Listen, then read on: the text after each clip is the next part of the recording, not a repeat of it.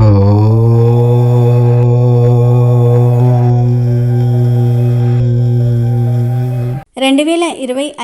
August 27వ తేదీన వినాయక చవితి రాబోతుంది. భాద్రపద శుద్ధ చవితి రోజు వినాయక చవితి పండుగ జరుపుకోవటం ఆనవాయితీ. ఇది గణపతికి చాలా ఇష్టమైన పండుగ. ఈరోజే గణపతి పుట్టినరోజు. అంతేకాదు ఈరోజే గణపతికి గణాధిపత్యం లభించిందని శాస్త్రాలు చెప్తూ ఉన్నాయి. అయితే ఈరోజు మందార చెట్టు కనిపిస్తే ఇలా చేయండి చాలు. 1 గంటలో మీ జీవితం మారిపోతుంది. మీకు ఉన్న కష్టాలన్నీ కూడా పోతాయి. మీరు అపర కుబేరులుగా మారిపోతారు. కోట్లకు అధిపతులుగా మారిపోతారు. వినాయక చవితి రోజు మందార చెట్టు కనబడితే ఇలా చేయటం వలన అద్భుతమైన ఫలితాలు వస్తాయని పండితులు చెప్తూ ఉన్నారు. కాబట్టి వినాయక చవితి రోజు మందార చెట్టు కనిపిస్తే తప్పనిసరిగా ఈ పరిహారం చేసుకోండి. చాలా మంచి రిజల్ట్ అయితే మాత్రం వస్తుంది. మీకు ఉన్న ఎలాంటి ధన సమస్యలైనా సరే తీరిపోతాయి. చాలామంది అప్పుల బాధలతో ఎప్పుడూ సతమతమైపోతూ ఉంటారు. ఇలా మీకు అప్పులు ఉన్నా సరే వినాయక చవితి రోజు ఈ మందార చెట్టు పరిహారం చేసుకుంటే త్వరలోనే అప్పులన్నీ కూడా తీరిపోతాయని శాస్త్రాలు చెప్తూ ఉన్నాయి. అంతేకాదు వినాయకుడి అనుగ్రహంతో సకల ఐశ్వర్యాలు సిద్ధిస్తాయి. మరి ఇంతకీ వినాయక చవితి రోజు మందార చెట్టు కనిపిస్తే ఏం చేయాలి అనే విషయాన్ని ఇప్పుడు మనం ఈ వీడియోలో వివరంగా తెలుసుకుందాం. అంతకన్నా ముందు పట్టిందల్లా బంగారం అవ్వటం అంటే ఏమిటో తెలిపే ఒక కథ విందాం. ఫస్ట్ అయితే ఈ వీడియోకి ఒక లైక్ కొట్టి మా ఛానల్ని సబ్స్క్రైబ్ చేసుకుని మాకు సపోర్ట్ చేయండి. ఎందుకంటే మీ సపోర్ట్ మాకు చాలా అవసరం. అనగనగా ఒక ఊళ్ళో భూపతి అనే వ్యాపారి ఉండేవాడు. ఆయన చాలా ధనవంతుడు. బంగారు వ్యాపారం చేసేవాడు. ఎంతో కూడబెట్టాడు. కానీ అతనికి బంగారం అంటే విపరీతమైన మోజు ఉండేది. భూపతికి ఒక చిన్నారి ముద్దుల పాప ఉండేది. ఆయనకు తన కూతురు అంటే చాలా ఇష్టం. ఒక రోజున తన ఇష్టదైవమైన గణపతిని ప్రార్థిస్తూ ఉండగా అకస్మాత్తుగా ఆ విఘ్నేశ్వరుడు ప్రత్యక్షమయ్యాడు. భూపతి, నీ భక్తి నాకు నచ్చింది. నీకు ఒక వరం ఇద్దామనిపిస్తున్నది. ఏం వరం కావాలో కోరుకో అన్నాడు విఘ్నేశ్వరుడు. భూపతి సంతోషంతో పులకరించిపోయాడు. ఏం వరం అడిగినా ఇస్తారు కదా స్వామి అని అడిగాడు. ముందస్తుగా వరాన్ని బట్టి ఉంటుంది, కోరుకో ముందు అన్నాడు గణపతి. అయితే నేను పట్టిందల్లా బంగారం కావాలి దేవుడా అని కోరుకున్నాడు భూపతి. సరే, నువ్వు కోరిన వరం ఇచ్చేస్తున్నాను, మరి జాగ్రత్తగా ఉపయోగించుకో అని చెప్పి గణపతి మాయమైపోయాడు. భూపతికి చాలా సంతోషం వేసింది. ప్రయత్నించి చూద్దామని చెప్పి ఒక గాజు బొమ్మను పట్టుకున్నాడు. తక్షణం ఆ గాజు బొమ్మ బంగారు బొమ్మగా మారిపోయింది. మంచాలన్నీ కుర్చీలన్నీ ముట్టుకున్నాడు. అవి కూడా వెంటనే బంగారం మంచాలు బంగారుపు కుర్చీల్లాగా మారిపోయాయి. భూపతికి మహదానందమయ్యింది. తన ఇంట్లోని ఒక్కొక్క వస్తువును గుర్తు చేసుకొని వెళ్ళి వాటిని ముట్టుకున్నాడు. అవన్నీ బంగారం అయిపోయాయి. అప్పటికి ఇక మధ్యాహ్నమైంది. భూపతికి ఆకలయ్యింది. భోజనం చేద్దామని వంటగదిలోనికి వెళ్ళి ప్లేట్లను ముట్టుకున్నాడు. వెంటనే ఆ ప్లేటు కాస్త బంగారం అయిపోయింది. భూపతి సంతోషంగా నవ్వుకుంటూ అన్నం గిన్నెను పట్టుకొని చూశాడు. అది బంగారం అయిపోయింది. సర్లే, ఇప్పటికీ ఈ ఆట చాలు, ఆకలి బాగా వేసేస్తుంది. అన్నం తిందామని అన్నం పెట్టుకుని తినబోయాడు. ముద్ద నోటిని చేరేలోగా బంగారు ముద్ద అయిపోయింది. బంగారాన్ని ఎవరైనా ఎట్లా తింటారు? భూపతి అప్పుడు కొంచెం కంగారు పడ్డాడు. పోనీలే, కనీసం మంచినీళ్ళైనా తాగుదాం అని గ్లాసును చేతిలోనికి తీసుకున్నాడు. నీళ్లు పెదాలను తాకాయో లేదో బంగారం అయిపోయాయి. భూపతికి ఏం చేయాలో తోచలేదు. ఒకవైపున ఆనందం, మరోవైపు బాధ. ఇందులో ఏదో కిటుకు ఉంటుంది. నిదానంగా ఆలోచించి చూస్తే తెలుస్తుంది అనుకున్నాడు. ఇంతలోనే భూపతి కూతురు బడి నుంచి వచ్చింది. భూపతిని చూడగానే ఆ పాప నాన్న అని అరుచుకుంటూ దగ్గరకు వచ్చింది. భూపతి ఒక్క క్షణం పాటు తన బాధను మర్చిపోయి ఆ పాపను హత్తుకుని ముద్దు పెట్టబోయాడు. అంతే, ఆ పాప కూడా బంగారు బొమ్మ అయిపోయింది. ఎంత పిలిచినా పలకదు, ఉలకదు. భూపతికి పిచ్చెక్కినట్లయింది. పాపా పాపా అని విపరీతంగా ఏడ్చాడు. ఈ దరిద్రపు వరం నాకొద్దు, నా పాప ఉంటే నాకు చాలు. దేవుడా, ఈ వరం వెనక్కు తీసుకో ప్లీజ్, రా ఒక్కసారి, నాకు ఈ బంగారం అవసరం లేదు అని ఏడ్చాడు. ఆ ఏడుపు చూసి విఘ్నేశ్వరుడికి కూడా జాలి వేసింది. వెంటనే మళ్ళీ ప్రత్యక్షమయ్యాడు. గణపతి, భూపతి, ఎందుకు వరాన్ని ఇంత తొందరగా వద్దనుకుంటున్నావు? నువ్వు పట్టిందల్లా బంగారం అవుతున్నది కదా అని అడిగాడు అమాయకంగా. అప్పుడు భూపతి చెంపలు వేసుకొని గణపతి కాళ్ళ మీద పడ్డాడు. స్వామి, నాకు బుద్ధొచ్చింది. ఇక ఎప్పుడూ అత్యాశకు పోను. ఈ వరం నాకు వద్దు. నా జీవితం మునుపటి మాదిరి ఉంటే చాలు. ఉన్న దాంట్లో సంతృప్తి పడతాను. ఇంకా ఇతరులకు సాయం చేస్తాను. ప్లీజ్. ఇది వరం కాదు, శాపం. ఈ శాపాన్ని వెనక్కి తీసుకోండి అని వేడుకున్నాడు. దాంతో గణపతి చిరునవ్వుతో తదాస్తు అని మాయమైపోయాడు. భూపతి చెయ్యి తగిలి బంగారం అయిపోయినవన్నీ కూడా వెంటనే మళ్ళీ మామూలుగా అయిపోయాయి. బంగారు బొమ్మగా మారిన బిడ్డ కూడా మామూలుగా అయిపోయి కిలకిలలాడింది. భూపతి సంతోషంతో ఆ పాపను ఎత్తుకుని ముద్దాడి తృప్తిగా కళ్ళ నీళ్లు తుడుచుకున్నాడు. ఇక ఎంతో పవిత్రమైన వినాయక చవితి రోజు మీకు ఏ సమయంలో మందార చెట్టు కనిపించినా ఆ చెట్టు దగ్గర ఒక పరిహారం చేస్తే చాలు, 1 గంటలో మీ జీవితం మారిపోతుందని శాస్త్రాలు చెప్తూ ఉన్నాయి. అసలు ఏం చేయాలి అంటే, ఈ వినాయక చవితి రోజు మీకు ఏ సమయంలో మందార చెట్టు కనిపించినా ఆ చెట్టు మొదట్లో చిటికెడు పసుపును చల్లండి. ఒకవేళ మీకు మందార చెట్టు కనిపించకపోతే మీరే మందార చెట్టు దగ్గరకు వెళ్ళి అయినా సరే ఈ పరిహారం చేసుకోవచ్చు. వెళ్ళేటప్పుడు చిటికెడు పసుపును, 1/4 కేజీ బెల్లం కుందెను మరియు 1 స్కెచ్ పెన్నును తీసుకొని వెళ్ళండి. ముందైతే మందార చెట్టు మొదట్లో చిటికెడు పసుపును చల్లండి. ఆ తర్వాత బెల్లం కుందెను తీసుకుని దాని మీద స్కెచ్ పెన్తో మీ కోరికను రాయండి. అంటే అప్పుల బాధలు ఉంటే నా అప్పులు తీరిపోవాలి అని, సంపాదన పెరగాలని ఉంటే నా సంపాదన పెరగాలని, ఆరోగ్య సమస్యలు ఉంటే నా ఆరోగ్యం బాగుండాలని, ఇలా మీకు ఏ కోరికలు ఉంటే ఆ కోరికను బెల్లం కుందె మీద రాయండి. తర్వాత ఈ బెల్లం కుందెను మీ 2 చేతులతో పట్టుకుని మందార చెట్టు చుట్టూ 3 ప్రదక్షిణలు చేయండి. అలా ప్రదక్షిణలు చేసేటప్పుడు కూడా మీ మనసులో కోరికను చెప్పుకోండి. ప్రదక్షిణలు చేసే వీలు లేకపోతే ఆత్మ ప్రదక్షిణ చేసుకోండి. ఆ తర్వాత మందార చెట్టు మొదట్లో చిన్న గొయ్యను తీసి ఆ గొయ్యలో ఈ బెల్లం ముక్కను పాతిపెట్టేసి వెనక్కి తిరిగి చూడకుండా ఇంటికి వచ్చేయండి. ఇంట్లోకి వెళ్లే ముందు కాళ్ళు చేతులు కడుక్కొని వెళ్ళండి. ఇలా ఈ చిన్న పరిహారం చేశారంటే గంటలోనే మీకు ఫలితాలు వచ్చేస్తాయి. మీ సమస్య నుండి బయటపడే మార్గం తెలుస్తుంది. జీవితం అద్భుతంగా మారిపోతుంది. అప్పులు, కష్టాలు, సమస్యలు అన్నీ పోతాయి. మీరు అపర కుబేరులుగా మారిపోతారు. మందార చెట్టుకు అంత శక్తి ఉంది. మందార మొక్క పూలు పూస్తే చూడడానికి చాలా అందంగా ఉంటుంది. ఈ మొక్క ఎన్ని పూలు పూస్తే అంత సంపద మన ఇంట్లోకి వస్తుందని పెద్దలు చెప్తూ ఉంటారు. దేవతా పూజకు కూడా మనం మందార పూలను ఉపయోగిస్తూ ఉంటాము. దేవతా వృక్షాలలో మందార చెట్టుకు ప్రత్యేకమైన స్థానం ఉంది. అన్ని కాలాలలో పూలు పూస్తే ఈ మందార మొక్కను ఇంట్లో పెంచుకుంటే ఇంట్లోని వారికి ధనానికి లోటు ఉండదు. ఎర్రని మందార పువ్వులను దేవతా ఆరాధనలో ఎవరైతే వినియోగిస్తూ ఉంటారో వారి కోరికలను భగవంతుడు తప్పక నెరవేరుస్తాడని పురాణాలలో చెప్పబడింది. ఎర్ర మందారం చెట్టును ఇంట్లో పెంచి బయటకు వెళ్ళేటప్పుడు ఆ మొక్కను చూస్తూ బయటకు వెళ్ళటం వల్ల అంతా శుభమే కలుగుతుంది. చెట్టంతా పూలు పూసిన మందార చెట్టును చూస్తే మనసంతా ఎంతో ఆహ్లాదకరంగా మారుతుంది. కనుక వినాయక చవితి రోజు మందార చెట్టు కనిపిస్తే తప్పనిసరిగా ఈ పరిహారాన్ని చేసి శుభ ఫలితాలను పొందండి. అలాగే వినాయకుణ్ణి మందార పూలతో పూజించండి. సకల ఐశ్వర్యాలు సిద్ధిస్తాయి. అయితే ఈ సంవత్సరం వినాయక చవితి పండుగ రోజు ఆడవారు గుర్తుపెట్టుకొని ఈ రంగు చీర కట్టుకుంటే చాలు, విఘ్నేశ్వరుడే మీ ఇంట్లో ఐశ్వర్యాన్ని కురిపిస్తాడు. పట్టిందల్లా బంగారం అవుతుంది. మీకు ఉన్న సమస్యలన్నీ తొలగిపోతాయి. వినాయకుడి అనుగ్రహంతో పాటు లక్ష్మీదేవి అనుగ్రహం కూడా సిద్ధిస్తుందని శాస్త్ర పండితులు చెప్తూ ఉన్నారు. ఈ వినాయక చవితి రోజు ఈ రంగు దుస్తులు ధరించడం వలన సంవత్సరమంతా మీకు ఎటువంటి కష్టాలు రాకుండా ఉంటాయి. అదృష్టము, ఐశ్వర్యము కలిసి వస్తాయి. ధన సమస్యలన్నీ కూడా పోతాయి. కోట్లు వచ్చి పడతాయి.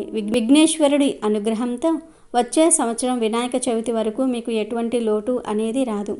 మరి ఇంతకీ వినాయక చవితి రోజు ఏ రంగు దుస్తులు ధరిస్తే విఘ్నేశ్వరుడి అనుగ్రహంతో అదృష్టము, ఐశ్వర్యము కలిసి వస్తాయి అనే విషయాన్ని ఇప్పుడు మనం ఈ వీడియోలో వివరంగా తెలుసుకుందాము. ఫ్రెండ్స్, ఇక ఈ సంవత్సరం వినాయక చవితి రోజు ఆడవారు ప్రత్యేకంగా గ్రీన్ కలర్లో లేదా వైట్ కలర్లో లేదా ఎల్లో కలర్లో ఉండే చీరను కట్టుకుంటే సంవత్సరం అంతా కష్టాలు రాకుండా ఉంటాయి. అదృష్టము, ఐశ్వర్యము కలిసి వస్తాయి. కానీ ఒక విషయం గుర్తుంచుకోండి, మన హిందూ సాంప్రదాయం ప్రకారం ఎప్పుడైనా సరే తెల్ల రంగు చీర కట్టుకుంటే ప్లెయిన్గా ఉండేది కాకుండా అంచు ఉన్నది కట్టుకోవాలి. కనుక అంచు ఉన్న తెల్ల రంగు చీర కట్టుకోండి, లేదా గ్రీన్ కలర్లో ఉండే చీర కట్టుకోండి, లేదా ఎల్లో కలర్లో ఉండేటటువంటి చీరను కట్టుకోండి. లేదంటే ఈ 3 కలర్ కాంబినేషన్లో ఉండే చీర అయినా సరే కట్టుకోవచ్చు.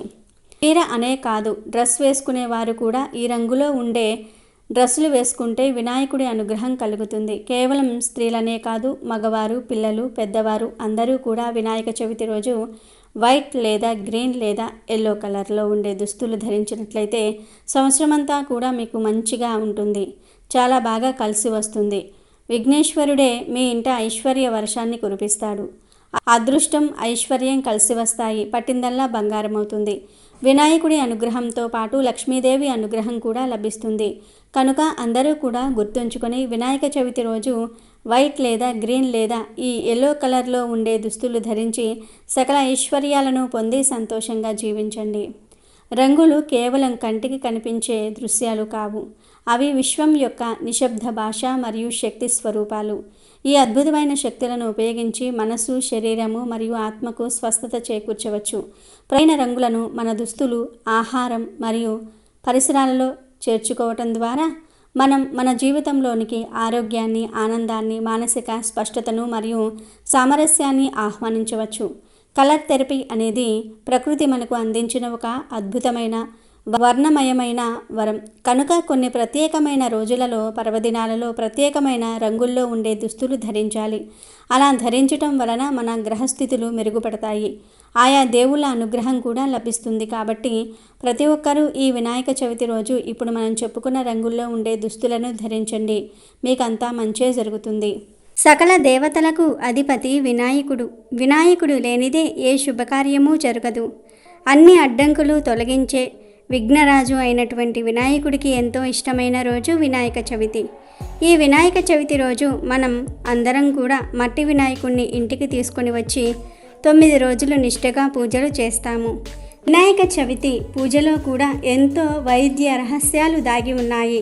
నిజానికి వినాయక చవితి పూజ అనేది సమాజాన్ని మేల్కొల్పి అందరూ ఒక్కటిగా ఉంటే కలిగే లాభమేమిటో చెప్పడానికి ఏర్పడిందని చెప్పవచ్చు. మరి మతం అంటే మానవత్వాన్ని పెంచేదే కదా. మత విశ్వాసాల పేరున కొన్ని మంచి పనులు చేయవచ్చని చెప్పటమే వినాయక చవితి పూజ విధి. వినాయకుని ప్రతిమను రూపొందించడానికి కేవలం కొత్త మట్టినే ఎంచుకోవాలి. దానికి 21 పత్రాలతో పూజ చేయాలి. గణపతిని నవరాత్రులు పూజించాక జలంలో నిమజ్జనం చేయాలి. ఇది పద్ధతి. 21 రకాల పత్రాలు అనేవి సాధారణమైన ఆకులు కావు. ఇవన్నీ ఎంతో విశిష్టత కలిగిన మహా ఉత్కృష్టమైన శక్తివంతమైన ఔషధులు. వాటితో పూజ చేయటం వల్ల కొత్త మట్టితో చేసిన ప్రతిమతో కలిసి వీచే గాలి మనలో ఉండే అనారోగ్యాలను హరించి వేస్తుంది. 9 రోజుల తర్వాత నిమజ్జనం ఎందుకు చేయాలి అనే సందేహం రావచ్చు. చెరువులు, బావులు, నదులు వీటిల్లో వర్షాల వల్ల నీరు కలుషితం కావటం సర్వసాధారణం. నీటిని శుభ్రం చేయడానికి 21 పత్రాలతో చేసిన పత్రే సమాధానం. అందుకే 9 రోజుల పూజ తర్వాత ఈ పత్రితో పాటు మట్టి వినాయకుడిని కూడా నదుల్లో, చెరువుల్లో, బావుల్లో నిమజ్జనం చేయటం ఆనవాయితీ. అలా నీటిలో కలిపిన మట్టి 21 రకాల పత్రి కలిపి 23 గంటలయ్యాక తమలో ఉన్న ఔషధీయుత గుణాల ఆల్కహాయిడ్ను ఆ జలంలోనికి వదిలేస్తాయి. అవి బ్యాక్టీరియాను నిర్మూలించి జలంలో ఆక్సిజన్ శాతాన్ని పెంచుతాయి. ఇది వినాయక నిమజ్జనం వెనుక ఉండే పర్యావరణ పరిరక్షణ రహస్యం. వినాయకుని పూజలో వాడే 21 పత్రాలు చాలా విశిష్టమైనవి కూడా. వినాయక చవితి నాడు చేసే పూజలో పత్రాలు ప్రధానమైనవి. విఘ్నేశ్వరుని 21 రకాల ఆకులతో పూజించటం ఆనవాయితీగా వస్తుంది.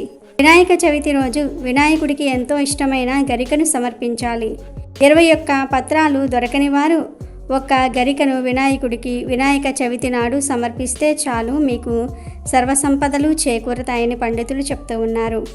వినాయకుడికి గరికను సమర్పించటం వల్ల మీకు కలిగే విఘ్నాలన్నీ కూడా తొలగిపోతాయి. మీరు ఆర్థిక పరంగా మంచి స్థితిలో ఉంటారు. వినాయక చవితి రోజు వినాయకుడికి గరికను సమర్పిస్తే మీకు ఉన్న సర్వదోషాలు, మీరు తెలిసి తెలియక చేసిన పాపాలు అన్నీ కూడా పటాపంచలైపోతాయి. గరికకు ఉన్న విశిష్టత అంతా ఇంతా కాదు. గరిక పోచలంటే వినాయకుడికి చాలా ఇష్టం. మీరు వినాయక చవితి రోజు 21 పత్రాలతో పూజలు చేసినా చేయకపోయినా ఈ ఒక్క గరికతో వినాయకుడిని పూజిస్తే ఆయన అనుగ్రహం మీపై ఎల్లప్పుడూ ఉంటుంది. మీరు వినాయకుడిని ఎన్ని పుష్పాలతో, ఎన్ని పత్రాలతో పూజించినా గరికను మాత్రం ఖచ్చితంగా వినాయక పూజలో ఉపయోగించాలి. గరిక లేని వినాయక పూజ వ్యర్థమని పురోహితులు చెప్తూ ఉన్నారు. అసలు గరికకు ఇంతటి విశిష్టత ఎందుకు వచ్చిందో, గరిక అంటే వినాయకుడికి ఎందుకు అంత ప్రీతికరమైనదో ఇప్పుడు మనం తెలుసుకుందాం. పూర్వంలో అనలాసురుడు అనే రాక్షసుడు నిప్పును పుట్టించి లోకాన్నంతా దహించసాగాడు. అయితే దేవతలంతా వినాయకుడి దగ్గరకు వచ్చి తమను రాక్షసుడు వేడిని పుట్టించి ఇబ్బందుల పాలు చేస్తున్నాడని, తమకు వేడిని పుట్టిస్తున్నాడని, తమను ఎలాగైనా సరే కాపాడాలని వినాయకుడిని వేడుకోగా వినాయకుడు తమ శరీరాన్ని పెంచేసి ఆ రాక్షసుణ్ణి అమాంతం మింగేశాడు. అందుకు వెంటనే వినాయకుడి నుండి వేడి మొదలయ్యింది. అందుకు చంద్రుడు వచ్చి మంటను తగ్గిస్తానంటూ వినాయకుని తలపై నిలబడ్డాడు. అయినా కూడా వినాయకుడిలో వేడి తగ్గలేదు. విష్ణుమూర్తి తన కమలాన్ని ఇచ్చాడు. పరమశివుడు పామును గణేశుని పొట్ట చుట్టూ చుట్టాడు. అయినా వేడి తగ్గలేదు. చివరకు కొంతమంది ఋషులు వచ్చి 21 గరికపోచులతో వేడి తగ్గుతుందని చెప్పటంతో ఆ గరికను గణేశుని తలపై ఉంచారు. అంతే, వెంటనే వినాయకుడికి వేడి తగ్గిపోయింది. అప్పుడు వినాయకుడు అన్నాడు, ఎవరైతే తనకు గరికతో పూజిస్తారో వారికి ఎల్లప్పుడూ కూడా తన ఆశీర్వాదాలు ఉంటాయని, కష్ట నష్టాలు తీరుతాయని చెప్పటంతో అప్పటి నుంచి వినాయకుడికి గరికతో పూజించటం మొదలుపెట్టారు. మరి తెలుసుకున్నారు కదా గరికకు ఉన్న విశిష్టత ఏమిటో. కాబట్టి వినాయక చవితి రోజు మీరు కూడా 21 పత్రాలను సమర్పించకపోయినా 21 గరిక పోచలను వినాయకుడికి సమర్పించండి. మీకు సకల సంపదలు చేకూరతాయి, ఆయురారోగ్యాలు సిద్ధిస్తాయి. ఇక వినాయక చవితి రోజు వినాయకుడికి సమర్పించే 21 పత్రాల పేర్ల గురించి, వాటి విశిష్టత గురించి తెలుసుకుందాం. మాచిపత్రం. మాచిపత్రి అనేది తెలుగు పేరు. చామంతి జాతికి చెందిన దీని ఆకులు సువాసన భరితంగా ఉంటాయి. చామంతి ఆకుల మాదిరే ఉంటాయి. దూర్వాపత్రం అంటే గరిక. తెల్ల గరిక, నల్ల గరిక అని 2 గరికలు ఉంటాయి. గడ్డి జాతి మొక్కలు విఘ్నేశ్వరుడికి అత్యంత ప్రీతికరమైనవి. అపమార్గ పత్రం. తెలుగులో దీనిని ఉత్తరేణి అంటారు. దీని ఆకులు గుండ్రంగా ఉంటాయి. గింజలు ముళ్ళు కలిగి ఉండి కాళ్లకు గుచ్చుకుంటూ ఉంటాయి. బృహతి పత్రం. దీనిని ములక అంటారు. దీనిలో చిన్న ములక, పెద్ద ములక అని 2 రకాలు ఉంటాయి. పత్రాలు వంగ ఆకులు మాదిరి తెల్లని చారలుండే గుండ్రని పండ్లతో ఉంటాయి. దుత్తూర పత్రం అంటే ఉమ్మెత్త. ఇది వంకాయ జాతికి చెందింది. ముళ్ళతో కాయలు, వంకాయ రంగు పూలు ఉంటాయి. తులసి పత్రం. హిందువులకు తులసి గురించి ప్రత్యేకంగా చెప్పవలసిన పని లేదు. తులసి ఆకులను దైవార్చనలో వాడుతూ ఉంటారు. బిల్వపత్రం. మారేడు ఆకు 3 ఆకులుగా 1 ఆకుగా ఉంటాయి. ఇవి శివునికి చాలా ఇష్టం. శ్రీ మహాలక్ష్మీదేవికి కూడా ఇష్టమైనదిగా చెప్తూ ఉంటారు. బదిరీపత్రం అంటే రేగు. దీనిలో రేగు, చిట్రేగు, గంగరేగు అని 3 రకాలు ఉంటాయి. పూతపత్రం. మామిడి ఆకు. ఈ ఆకును శుభకార్యాల్లో విశిష్ట స్థానం ఉంది. మామిడి తోరణం లేని హైందవ గృహం పండుగ రోజులలో కనిపించదు. కరవీర పత్రం. దీనినే గన్నేరు అంటారు. తెలుపు, పసుపు, ఎరుపు రంగుల పూలు ఉంటాయి. పూజలో ఈ పూలకు విశిష్ట స్థానం ఉంది. మరువక పత్రం. దీన్ని వాడుక భాషలో ధవళం, మరువం అంటారు. ఆకులు ఎండిన మంచి సువాసన వెదజల్లుతూ ఉండటం ఈ పత్రం యొక్క ప్రత్యేకత. సెమీపత్రం. జమ్మి చెట్టు ఆకులనే సెమీపత్రం అంటారు. దసరా రోజుల్లో ఈ చెట్టుకు ప్రత్యేక పూజలు నిర్వహిస్తారు. విష్ణుకాంత పత్రం. ఇది నీలం, తెలుపు పువ్వులుండే చిన్న మొక్క. నీలి పువ్వులు ఉండే రకాన్ని విష్ణుక్రాంత అంటారు. సింధువార పత్రం. సింధువార పత్రాన్నే వాడుకలో వావిలి అని కూడా పిలుస్తూ ఉంటారు. అశ్వర్థ పత్రం. రావి ఆకులనే అశ్వర్థ పత్రం అని కూడా అంటారు. రావి చెట్టుకు పూజలు చేయటం సాంప్రదాయం. దాడిమీ పత్రం అంటే దానిమ్మ ఆకు. శక్తి స్వరూపిణి అంబకు దాడిమీ ఫలం నైవేద్యం ఎంతో ఇష్టం. జాజి పత్రం. ఇది సన్నజాజి అనే మల్లి జాతి మొక్క. వీటి పువ్వుల నుంచి సుగంధ తైలం తీస్తారు. అర్జున పత్రం. మద్ది చెట్టు ఆకులనే అర్జున పత్రం అంటారు. ఇవి మర్రి ఆకుల్ని పోలి ఉంటాయి. అడవులలో పెరిగే పెద్ద వృక్షం ఇది. దేవదారు పత్రం. దేవతలకు అత్యంత ఇష్టమైన ఆకు దేవదారు. ఇది చాలా ఎత్తుగా పెరుగుతుంది. ఈ మానుతో చెక్కిన విగ్రహాలకు సహజత్వం ఉంటుంది. గండలి పత్రం. దీనినే లత, దూర్వా అని కూడా అంటారు. భూమిపైన తీగ మాదిరి పాకి గడ్డి మాదిరి పెరుగుతుంది. అర్కపత్రం. జిల్లేడు ఆకులను అర్కపత్రం అంటారు. తెల్ల జిల్లేడు పేరుతో తయారు చేసిన వినాయక ప్రతిమను పూజించడం వల్ల విశేష ఫలితం ఉంటుందంటారు పెద్దలు. ఈ 21 పత్రాలతో వినాయక చవితి రోజున పూజించే వారికి సకల సంపదలు, అష్టైశ్వర్యాలు, కార్యసిద్ధి చేకూరుతుందని పండితులు అంటూ ఉంటారు. ఒకవేళ ఈ 21 పత్రాలు మీకు దొరికినా దొరక్కపోయినా గరికను మాత్రం ఖచ్చితంగా వినాయక చవితి రోజు వినాయకుడికి సమర్పించండి. ఈ 21 పత్రాలు మీకు దొరక్కపోయినా దొరికినవి పెట్టి మిగిలిన ప్లేస్లో గరిక పోచలను ఉంచండి. ఈ పత్రాలు పెట్టినా పెట్టకపోయినా 21 గరిక పోచలను పెట్టినట్లయితే ఈ 21 పత్రాలు పెట్టిన ఫలితం మీకు కలుగుతుందని పెద్దలు అంటూ ఉన్నారు. కాబట్టి ఖచ్చితంగా వినాయక చవితి రోజు వినాయకుడికి సమర్పించండి ఈ పత్రాలను, అలాగే గరికను. ఆయన అనుగ్రహాన్ని పొంది ఆనందంగా జీవించండి. అయితే ఈ వినాయక చవితి రోజు కొన్ని తప్పులు, పొరపాటును కూడా చేయకూడదని పండితులు చెప్తూ ఉన్నారు. వినాయక చవితి రోజున చంద్రుడిని చూడటం దోషం. చంద్రుడు వినాయక చవితి రోజు నుండే ఆకాశంలో విహరిస్తాడు. గణేష్ చతుర్దశి రోజున చంద్రుడిని చూడకూడదని శాస్త్రాలు చెప్తూ ఉన్నాయి. చూస్తే ఆ వ్యక్తికి తప్పుడు ఆరోపణలు ఎదుర్కోవాల్సి వస్తుంది. పురాణాల ప్రకారం ఒకసారి శ్రీకృష్ణుడు గణేష్ చతుర్థి రోజున చంద్రుడిని చూశాడు. దాని కారణంగా ఆయన కూడా నీలాప నిందనలకు బలి కావాల్సి వచ్చింది. గణేష్ చతుర్దశి రోజున చంద్రుడిని చూడటం గురించి మరొక పౌరాణిక నమ్మకం ఉంది. దీని ప్రకారం వినాయకుడు ఈ చతుర్థి నాడు చంద్రుడిని శపించాడు. ఈ కారణంగా చతుర్థి నాడు చంద్రుడిని చూడకూడదు. ఎవరైనా చంద్రుడిని పొరపాటున చూస్తే శవంతో వ్యాఖ్యానం కథ వినాలి. అప్పుడు ఆ దోషం పోతుంది. లేదా ఈ మంత్రమైనా సరే జపించాలి.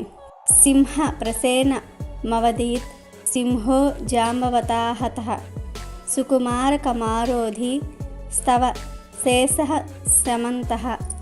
ముఖ్యంగా బలవంతంగా చందాలు వసూలు చేసి విగ్రహాలు కొనవలసిన అవసరం లేదు. ఇలా చేస్తే పుణ్యం రాదు. ఇతరులను బాధ పెట్టినందుకు పాపం చుట్టుకుంటుంది. చిన్న మట్టి వినాయకుణ్ణి పూజించినా చాలు, పుణ్యం వస్తుంది. వీలైనంత వరకు మట్టి విగ్రహాలనే పూజించండి. 1000 రూపాయలు పోసి రంగులు, కెమికల్స్తో చేసిన విగ్రహాలు కొని తెచ్చినా అవి నీటిలో కరగవు. నీటిలో కరక్కపోతే పూజా ఫలితము ఉండదు.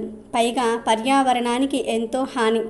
మన భారతీయ పండుగలన్నీ కూడా ప్రకృతితో మమేకమై ఉంటాయి. ఇదే నిజం. కాబట్టి మట్టి విగ్రహాలను పూజించి అందరూ విఘ్నేశ్వరుడి అనుగ్రహాన్ని పొందండి. అదేవిధంగా పూజ సమయంలో దీపం వెలిగించే క్రమంలో పొరపాటున కూడా అగ్గిపుల్లతో దీపాన్ని వెలిగించకండి. ఏకహారతి ద్వారా దీపాన్ని వెలిగించండి.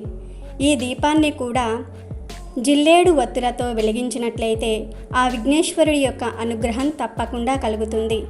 ఈరోజు వినాయకుడికి 3 గుంజీలు తీస్తే చాలా మంచిది. మీరు అనుకున్న కోరికలన్నీ కూడా నెరవేరుతాయి. అలాగే వినాయక చవితి రోజు పూజ చేసేటప్పుడు గణపతి విగ్రహాన్ని పెట్టేటప్పుడు కింద బియ్యం వేయాలి. బియ్యం వేయకుండా గణపతి ఫోటోను పెట్టకూడదు. శాస్త్రం ప్రకారం అయితే ధాన్యం వేయాలి. కనీసం 3 గుప్పెళ్ళు అయినా సరే బియ్యం వేసి దాని మీద మాత్రమే విగ్రహం పెట్టాలి. ఈ విషయం చాలామందికి తెలియక పీట మీదే విగ్రహాన్ని పెట్టేస్తూ ఉన్నారు. కానీ అలా పెట్టకూడదు. పీట మీద బియ్యాన్ని కానీ ధాన్యాన్ని కానీ పోసి దాని మీద విగ్రహం పెట్టుకోవాలి. వినాయక చవితి రోజు స్వామివారి ముందు ఆవు నేతితోనే దీపం పెట్టాలి. మిగతా నూనెలతో దీపం పెట్టడం వలన సంపూర్ణమైన ఫలితం రాదు. కాబట్టి తప్పనిసరిగా ఆవు నెయ్యితో దీపం పెట్టాలి. ఆవు నెయ్యి లేని పక్షంలో కొబ్బరి నూనెతో దీపారాధన చేయవచ్చు. అంతేగాని మిగతా నూనెలతో దీపం పెట్టడానికి వీలు లేదు. వినాయక చవితి రోజు 6 లేదా 8 అంగుళాలు ఉండే మట్టి వినాయకుడిని మాత్రమే పూజించాలి. రంగులతో ఉన్న పెద్ద విగ్రహాలు పెట్టే సాంప్రదాయం ఈ మధ్యనే ఏర్పడింది కానీ శాస్త్రాలలో ఎక్కడా కూడా చెప్పలేదు. శాస్త్రాల ప్రకారం అయితే మాత్రం వినాయకుడిని మట్టితో తయారు చేసుకోవాలి. గంగలో నిమజ్జనం చేయాలి. అంటే పూర్తిగా విగ్రహం నీటిలో కరిగిపోవాలి. ఇలా చేస్తేనే పూర్తి పూజా ఫలితం లభిస్తుంది. ఎంత పెద్ద గణపతి బొమ్మను పెట్టాము అనేది ఇక్కడ ముఖ్యం కాదు. అలాగే ప్రస్తుత కాలంలో సినిమాలకు సంబంధించినవి పిచ్చి పిచ్చిగా వినాయక విగ్రహాలు తయారు చేసి పూజిస్తూ ఉన్నారు. ఈగ గణపతి, గబ్బర్ సింగ్ గణపతి, బాహుబలి గణపతి, స్పైడర్ మ్యాన్ గణపతి, ఇలా విచిత్రంగా గణపతి బొమ్మలు తయారు చేసి పూజిస్తూ ఉన్నారు. కానీ ఇది చాలా తప్పు.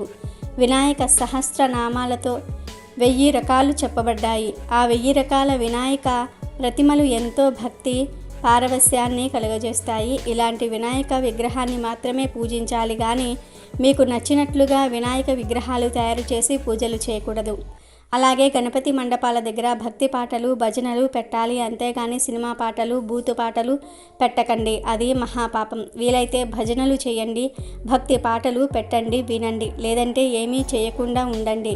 ఇలాంటి పనులు దయచేసి చేయకండి. వినాయక చవితి పూజలో 21 పత్రాలు దొరకకపోతే సమయాన్ని వృధా చేయకండి. దొరికినన్ని పత్రాలతో పూజ చేసుకోండి. అసలు ఏ పత్రి లభించకపోతే ఒక్క గరికను సమర్పించి పూజ చేసుకోండి చాలు. వినాయక చవితి పండుగ రోజు, అలాగే వినాయక నవరాత్రులలో నిమజ్జనం రోజు అందరూ కూడా ప్రశాంతంగా ఉండండి, ఆనందంగా పండుగ చేసుకోండి. ఎవరితో గొడవలు పడవద్దు. ముఖ్యంగా మగవారు ఈ రోజుల్లో మద్యం సేవించి రోడ్ల మీద గొడవలు పడుతూ ఉంటారు, కానీ దయచేసి అలా చేయవద్దు. మాంసాహారం ముట్టకండి, ఇలా చేస్తే మహాపాపం చుట్టుకుంటుంది. వినాయక చవితి రోజు సాత్వికమైన ఆహారాన్ని మాత్రమే తినండి, అది కూడా మితంగా తినండి. ఈ రోజు పొరపాటున కూడా పూజ అయిపోయిన తర్వాత అక్షింతలు శిరస్సున ధరించకుండా బయటకు రాకండి. అదేవిధంగా సాయంత్రం కూడా దీపం వెలిగించి శిరస్సున అక్షింతలు ధరించాలి. ఇవి మాత్రం ఎట్టి పరిస్థితుల్లోనూ మర్చిపోకూడదు. అలాగే ఈరోజు ఇంట్లోని ఆడవారు కంటతడి పెట్టకూడదు. ఇంటిని పరిశుభ్రంగా ఉంచుకోవాలి. ఇల్లు అపరిశుభ్రంగా ఉన్నా కూడా మీరు చేసే పూజకు ఫలితం రాదు. ఇలా వినాయక చవితి రోజు మరియు వినాయక నవరాత్రుల్లో ఈ తప్పులు చేయకుండా ఉంటేనే చాలా మంచిది. ఎటువంటి ఆటంకాలు లేకుండా సానుకూలంగా తలచిన కార్యం నెరవేరడానికి గణపతి ఆశీస్సులు ముఖ్యము. అందుకే అనుకున్న పని ఎటువంటి ఆటంకాలు లేకుండా సఫలీకృతం కావాలని విఘ్నాధిపతి అయిన వినాయకుడిని పూజిస్తారు. అందుకే విఘ్న వినాశకుడు అయినటువంటి వినాయకుని యొక్క పండుగ వినాయక చవితికి ఎంతో విశిష్టత ఉంది. ఈ పండుగ వెనుక అనేక ఆసక్తికరమైన గాథలు ఉన్నాయి. వినాయక చతుర్థి నాడు గణపతి పూజ చేసిన తర్వాత సమీపంలోని వినాయక ఆలయాలను సందర్శించడం ద్వారా అష్టైశ్వర్యాలు, మానసిక సంతృప్తి లభిస్తాయి. హరికతో గణపతి కకార అష్టోత్తరం, గణేష నవరాత్రి ఉత్సవములు నిర్వహిస్తే వంశాభివృద్ధి, సకల సంపదలు చేకూరుతాయని భక్తుల విశ్వాసము. అలాగే ఈరోజు మీ గృహానికి వచ్చిన ముత్తైదువులకు తాంబూలంతో పాటు గణపతి స్తోత్రమాల, గరికతో గణపతి పూజ, శ్రీ గణేశారాధన, శ్రీ గణేశోపాసన వంటి వస్తువులను అందజేయటం ద్వారా దీర్ఘ సుమంగళి ప్రాప్తం కలుగుతాయని అంటారు. బొజ్జ గణపయ్యకు కుడుములు, ఉండ్రాలంటే మహాప్రీతి. తొలి పూజ అందుకునే విఘ్నేశ్వరునికి ఉండ్రాలు నైవేద్యంగా సమర్పించి పరులకు శ్రీకారం చుడితే ఏ ఆటంకము రాదని చెప్తూ ఉంటారు. కనుక ఈరోజు ఉండ్రాళ్ళు తయారు చేసి బొజ్జ గణపయ్యకు నైవేద్యం పెట్టాలి. విన్నారు కదా, మీరు కూడా ఈ వినాయక చవితి రోజు ఇప్పుడు మనం చెప్పుకున్న ఈ పనులను పాటించి మంచి ఫలితాలను పొందండి.